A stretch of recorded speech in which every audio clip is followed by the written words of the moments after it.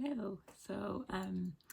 One of the requests I got for a YouTube video from Instagram followers was for kind of like an overview of my career path so far. I think it does lend itself quite nicely to a YouTube video because I can just, kind of chat about it rather than worrying if I'm trying to fit it into a reel or something like that I'm not going to have enough time to kind of talk about things without speaking weirdly quickly.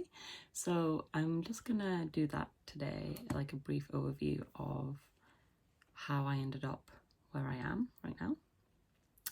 So for those of you that maybe don't know that much about where I am right now, I am a final year PhD student at the University of St Andrews in Scotland. So normally in the UK it takes about 3.5 years to do your PhD, but I think I'm on to like my 5th year or something now. Basically, I got an extension because of the pandemic and also had a kid during my PhD, and then I went half-time, so like my PhD's kind of been extended compared to a lot of people, but I'm technically in my final year. I'm writing up my thesis right now, and I'm working on modelling the magnetic fields of low mass stars, and specifically I look at finding the locations of prominences around these stars, and prominences are condensations of the plasma, so basically they're kind of just clouds but they form in certain areas of the field and the magnetic field, and so we can observe them, but I kind of work on the more theoretical side and looking at what we could extract from the information if we observed them, and what the consequences of these clouds could be for the star as well. So that's me. That's where I'm at right now. I work with Professor Moira Jardine, so she's my supervisor, so that's like an overview of where I am.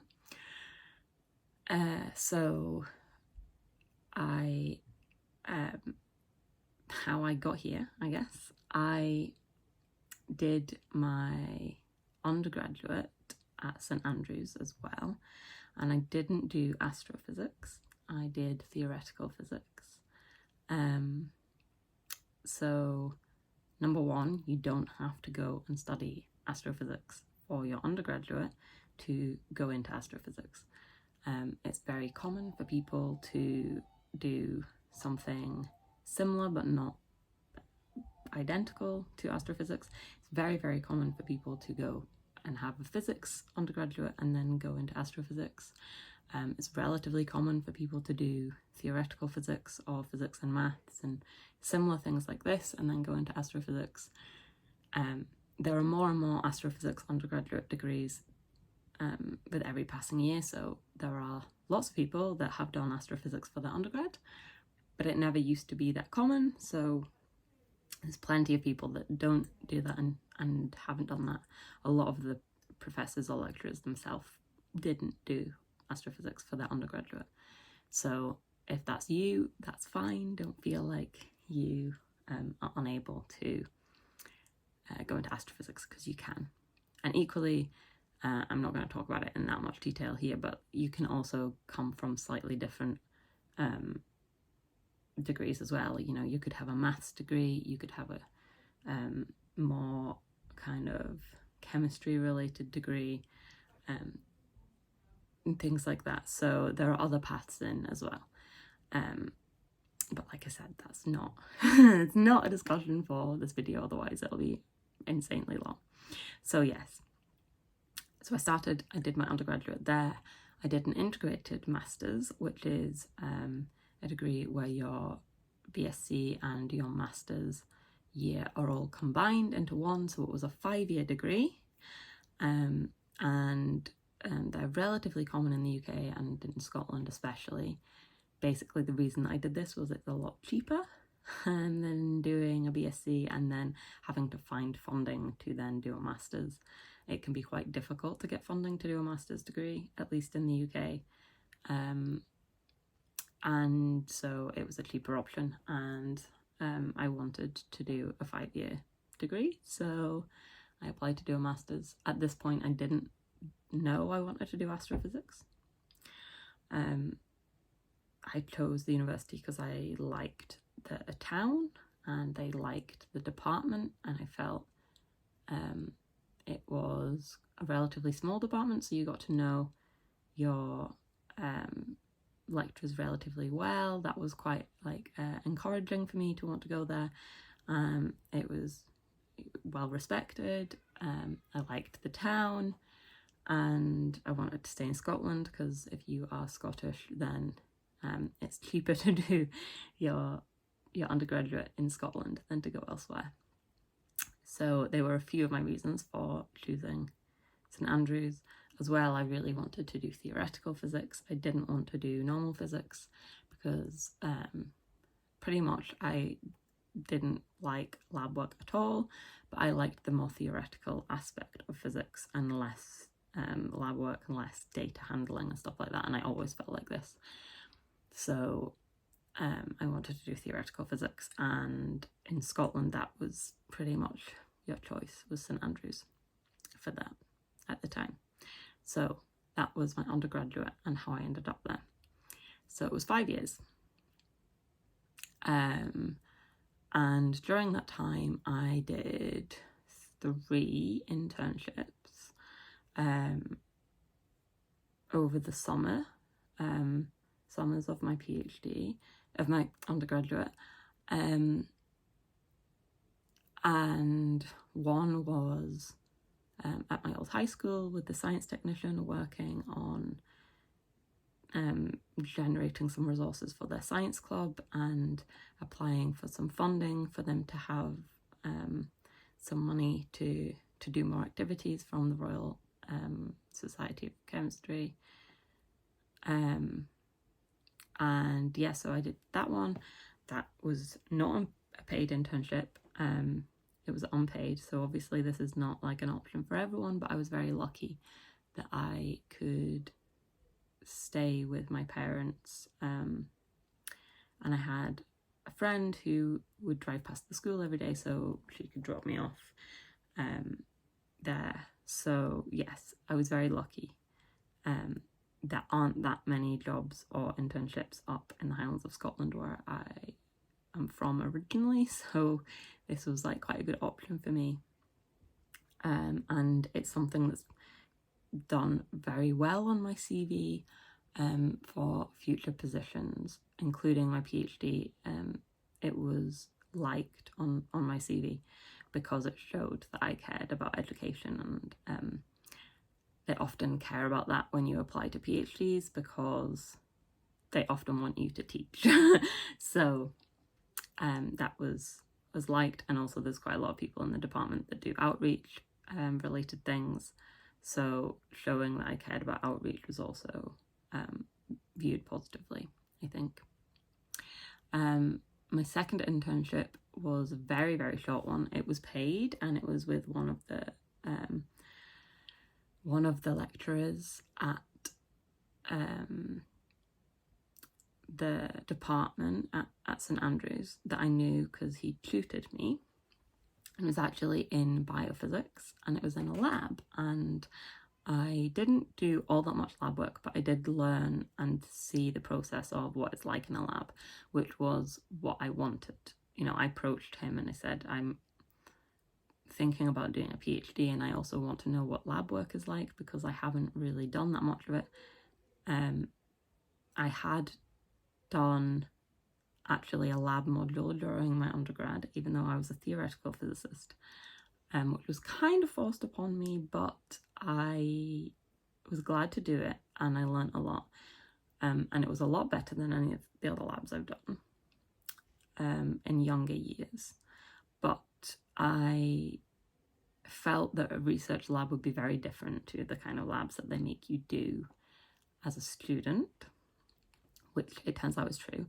And so I wanted to have a little bit of experience of this before I kind of made final decisions about what kind of PhD I would want to do. So it was a short one. It was during a Christmas holiday. And I'm very, very grateful to them for letting me, as a little undergraduate who didn't know anything about labs, into their lab just to kind of see what was going on, what the experience is like and stuff, because it was very helpful for me in making my career choices. It's obviously not at all related to what I'm doing, so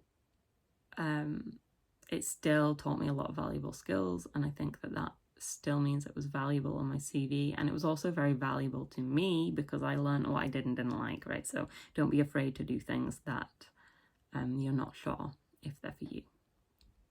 And then my third internship was also paid, and it was with someone in the astrophysics department at St Andrews, who is the most adorable soul in the world. And he took me on and kind of, I didn't have any coding experience at all. I wasn't really taught any coding at all in my undergraduate. And he took me on to kind of teach me some Fortran, which is very commonly used in astrophysics, because I knew that I wanted to move into astro at this point after my degree. So it was very valuable, and I learned a lot of skills. My Fortran has got very, very rusty since then, but I can model my way through, and I understand coding a lot better than I did before the internship. So I learned a lot there. I don't think it really added much to my CV because I didn't really, I didn't have like a proper project or anything. So I don't think it like was a big selling point on my CV, but I think it was helpful because it showed A, I'm interested, and B, it showed that, I can learn some coding, even though I haven't necessarily come from that background. So, these kinds of things are still valuable as well. So that was my internships. That was the last internship. And then that was the last summer of my undergraduate. I had one more year left after that, and that was my master's year. The summer after my degree finished, I did not do anything before my PhD started, and I really, really, really recommend that to anyone who's about to start PhDs. Obviously, I had saved up money so I could take the entire summer off, but a lot of people do have to work, and that's totally fine. But when I say take the summer off, I mean do not think about physics, do not think about astrophysics, do not think about whatever your PhD is going to be in. Really, really enjoy that summer and that brain space because you're going to need it to start your PhD fresh. So I didn't do anything that summer, and then I started my PhD. That then was 2017, so quite a long time ago now. So yeah, that's 5 years, yeah. So yes, I guess I'll talk about what I've been up to since my PhD started. So since my PhD has started, I've done quite a lot of things. I've been involved in teaching, so excuse me now looking away from the camera, I'm referring to my CV because I want to make sure I say everything. So I've been involved in quite a lot of teaching. I've done various tutorials for the undergraduates, various different modules. I've also done some lab demonstrating in the Astro labs, which was okay, but wasn't really my thing. But it was good experience, and I've also hosted workshops for the undergraduates, like time management courses and things like that. I've done quite a lot of outreach during my PhD, so everything from science days and explorathons and things like this to my Instagram account, and volunteering at arts and science events, Skyping high schools, being panel members for people applying to PhDs through like Find a PhD or the IOP, being on podcasts, various different podcasts. I did the IOP 3-minute wonder competition, so if you want to see that video, you can find it on my YouTube channel. Judged science competitions, so like a whole range of things. They've all been super fun and learned a lot of skills, and really recommend, if you're into that, to try some during your PhD. If you are interested, you can also do them during your undergrad. I just hadn't really found outreach at that point, so I hadn't really done very much. I'd done a little bit, but mostly just kind of like science days and helping out and stuff. I've also, during my PhD, written articles for various things like Physics World or websites like Discover PhDs, The Female Scientist, things like this. So you can find me talking about what it's like to be a PhD student or a PhD student and a parent and stuff like that around the web. And I have had other responsibilities as well during my PhD. I've been involved in the EDI committee, the Equality, Diversity and Inclusion Committee. I've been involved in various societies, so SPIE, or like the university physics societies and stuff like that. I've run websites for various things like the group and the EDI, like the research group and the EDI committee. So yeah, there's lots of things like that you can get involved in during your PhD. And I have been to lots of conferences and summer schools. I have been to a few in person, but I've been to a lot more virtually, partly because of the pandemic, but partly because it's very expensive to travel to these places and you only get a set amount of funding as a PhD student. So it's been a lot more accessible during the pandemic to go to more because they tend to be less expensive if they are virtual. So I've been to various conferences and summer schools and presented posters and talks and stuff at these. I've given talks, public talks as well, for like the physics societies or like public lectures and things. So there's lots of options there as well. And I've published 3 papers during my PhD so far. One was in my first year, I think, of my PhD. One was in my 3rd year. No. Well, I don't really know what year I was in at that point. One was last year,